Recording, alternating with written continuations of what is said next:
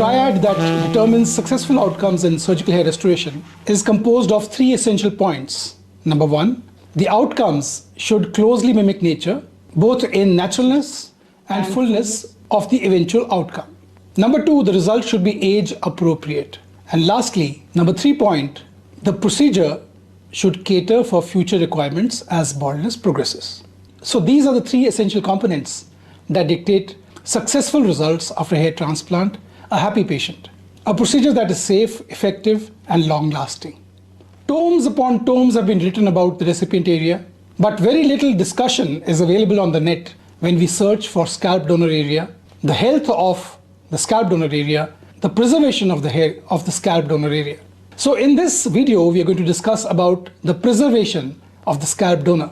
For none of the goals of hair restoration surgery can be met if we give short shrift to the health of the scalp donor, if our attitude to the scalp donor is cavalier. So today, I introduce to you a new term in hair restoration surgery, preservation of the scalp donor, donor preserving hair transplants.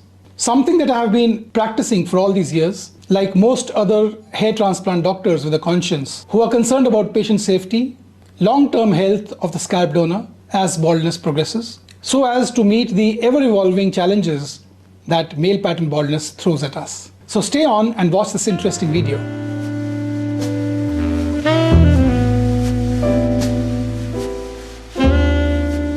Patients before getting into a hair transplant rarely do their research. So therefore, they fall head over heels when misinformation is thrown at them, since they are at the edge of their patients, almost bordering on panic about the hair loss, and having tried all promised lotions and potions for the hair loss to no avail.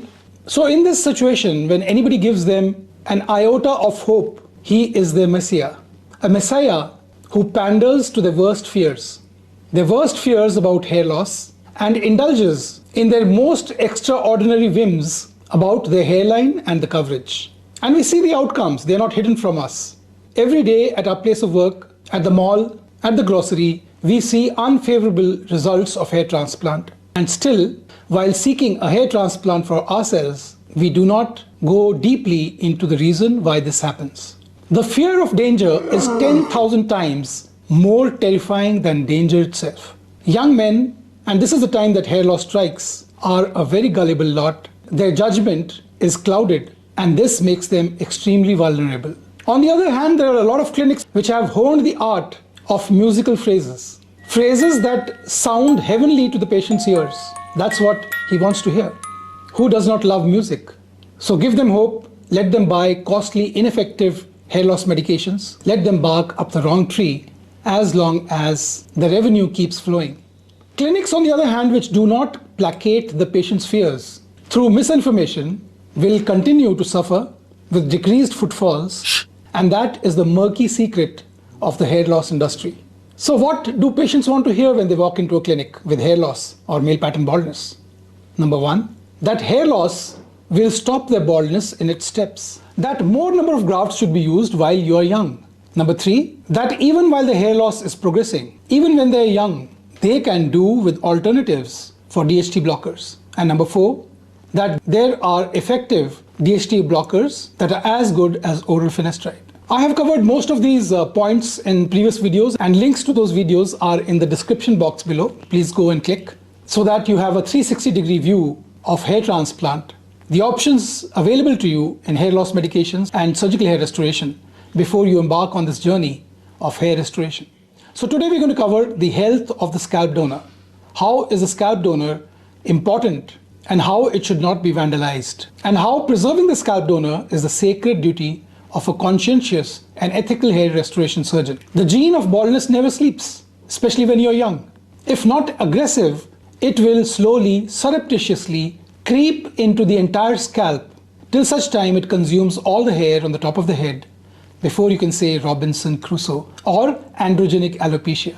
So as I said before, I practice scalp donor preserving hair transplants in my practice, which is an essential component of my Anagen Clue Plus technique, a direct hair transplant technique with in vivo preservation of grafts. Why should you be so concerned about the scalp donor? Because the scalp donor, the hair in the scalp donor does not regenerate itself. There are very few cells, very few tissues in the body, in the human body, unlike in lower organisms, that replicate themselves.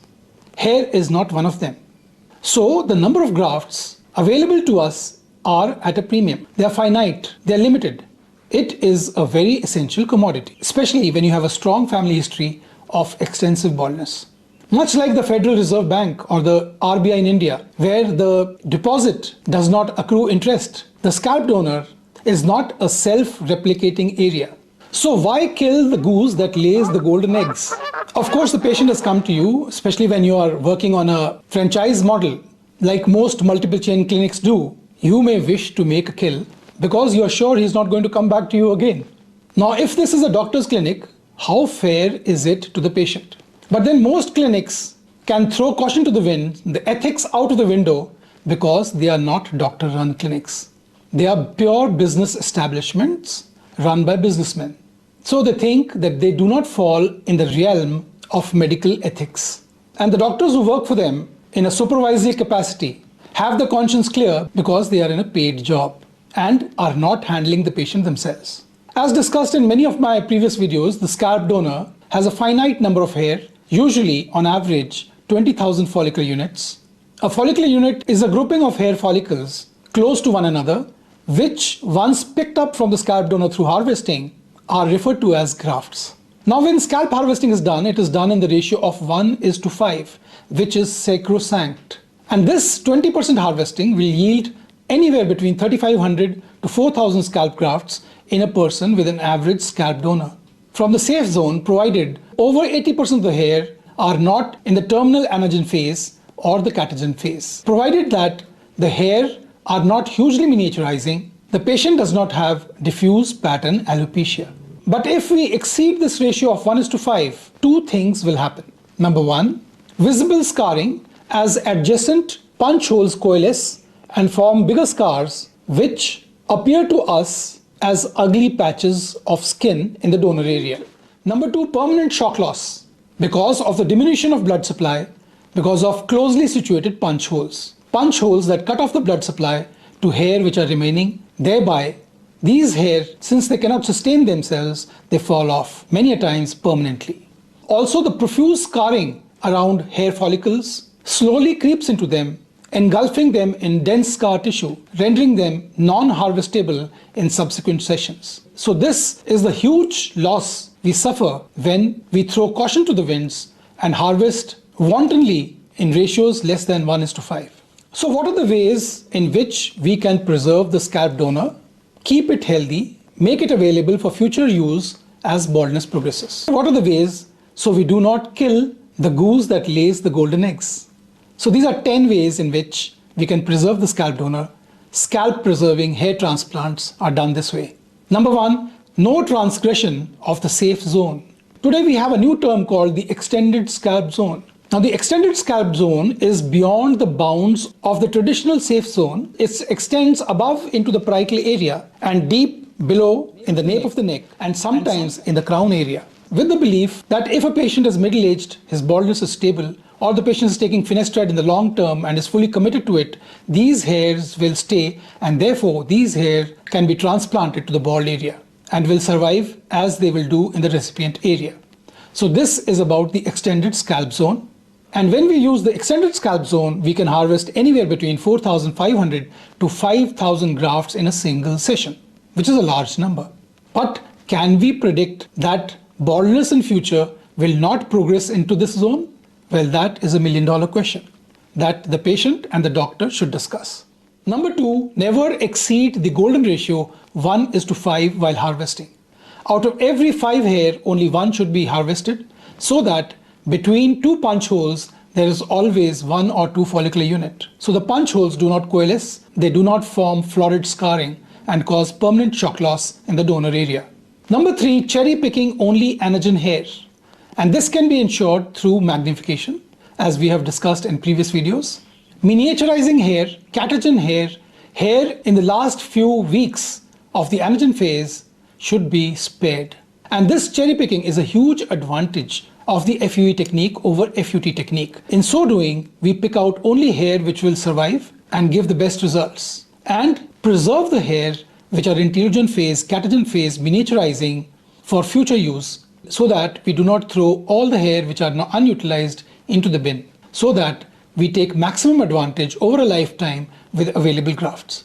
Because as you know, grafts are limited. Number 4, preparing the scalp donor with DHT blockers or finasteride, especially when there's a huge degree of miniaturization, and also, more importantly, in cases with diffuse pattern alopecia. In such cases, harvesting should never be done. Using punches that are appropriate to the follicle unit size, not too big, not smaller than the follicular unit diameter. Any punch size more than between 7 to 9 millimeters in diameter will cause untold damage to the scalp donor, to adjacent hair follicles, and produce much more scar tissue per square centimeter than appropriately sized punches would. Sixthly, using punches which are questionable, punches which are not standardized, and punches that wobble. Using harvesting systems that create immense heat. Using a plain dental motor to do the harvesting. This heat gets transmitted to the end of the punch, and this kills the fragile stem cells in the bulge area, since the bulge area, being superficial, is always touched by the tip of the punch. Eighthly, not using adequate cold tumescence to negate the effect of heat that is transmitted through the punch. Heat of the device and heat due to friction, especially in those who are using non-standardized punches that wobble. Minimizing transaction rates through better magnification, honing your skills of hair transplant, and lastly, decreasing the amount of capping while picking out the grafts which have already been cored in the scalp donor, and reducing the number of buried grafts by not reusing punches that have become dull.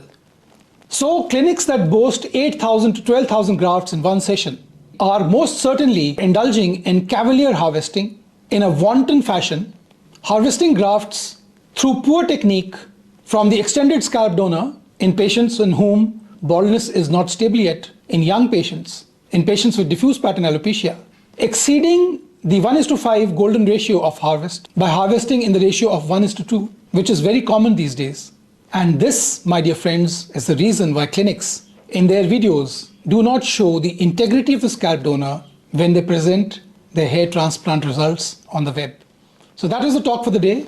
If you want to see results of hair transplant at my clinic, there are several links in the description box below. And if you haven't subscribed yet, please do. Your encouragement keeps the channel going. Have a nice day and God bless you.